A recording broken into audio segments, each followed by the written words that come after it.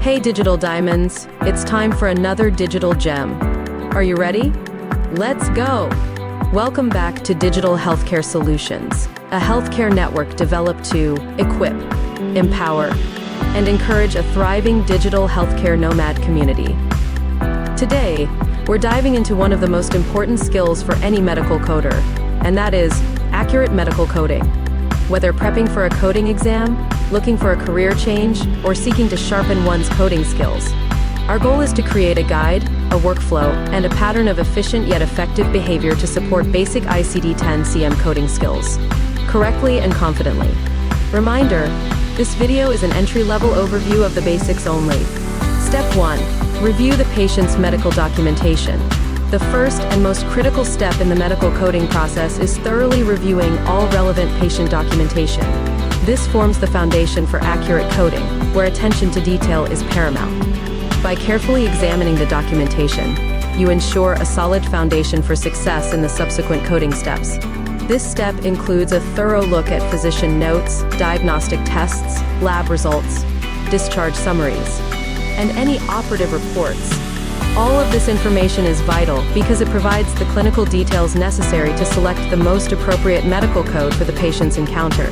The objective in this step is to locate and extract key pieces of information, such as why did the patient visit, what symptoms were reported, what tests were performed, what was diagnosed, what treatment was provided, where was the patient discharged to. So, one could easily say that an effective medical coder has the consistent ability to retell the details of a patient's medical encounter to simplify a patient's visit using a different language in a clear and concise manner. Step 2. Identify the principal diagnosis or condition. The objective of this step is to identify the principal diagnosis or the chief complaint. Critical note: the principal diagnosis refers to inpatient diagnosis.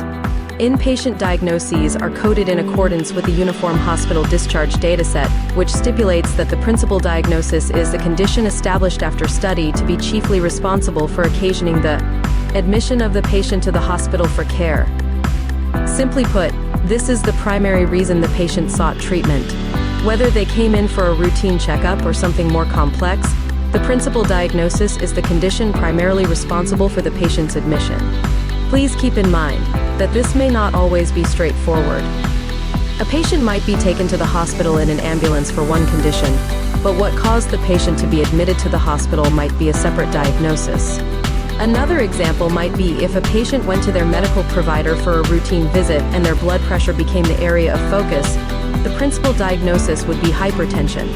But if that same patient had multiple conditions in addition to hypertension, like diabetes with complications, a deeper review of the documentation will be required to identify what condition led to the inpatient stay.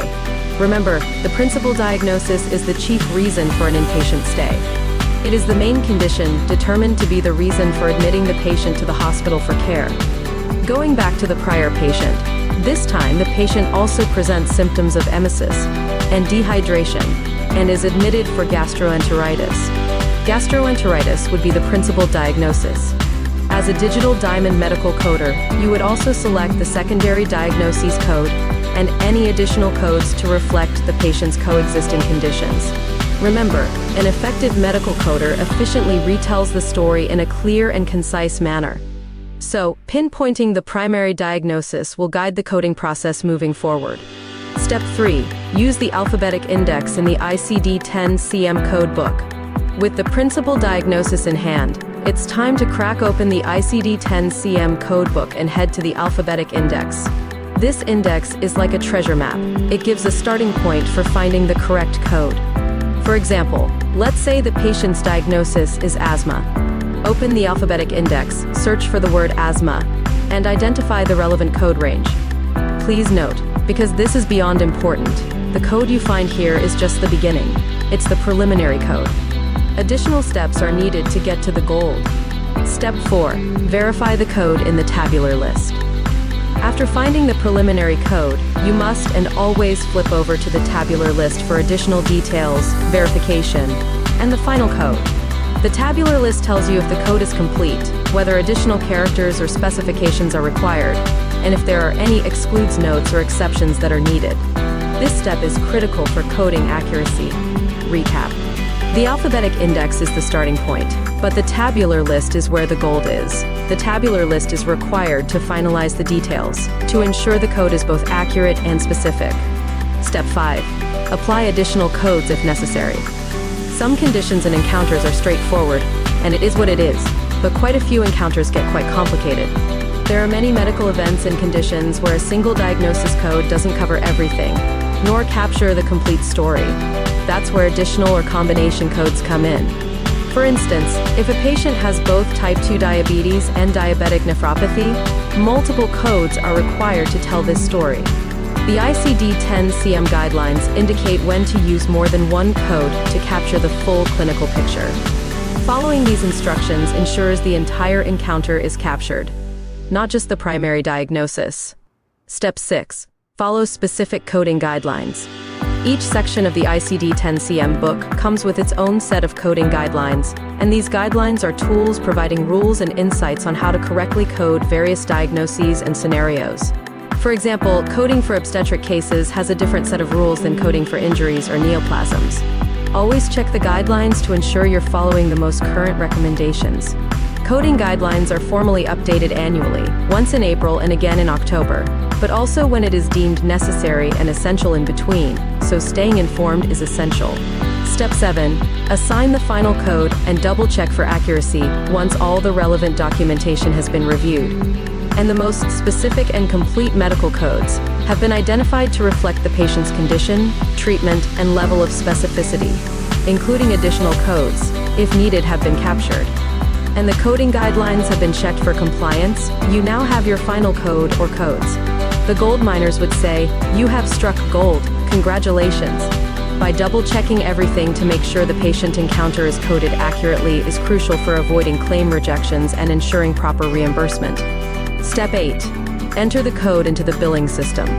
With your final code ready, the last step is entering it into the billing system, or the patient's electronic health record, EHR.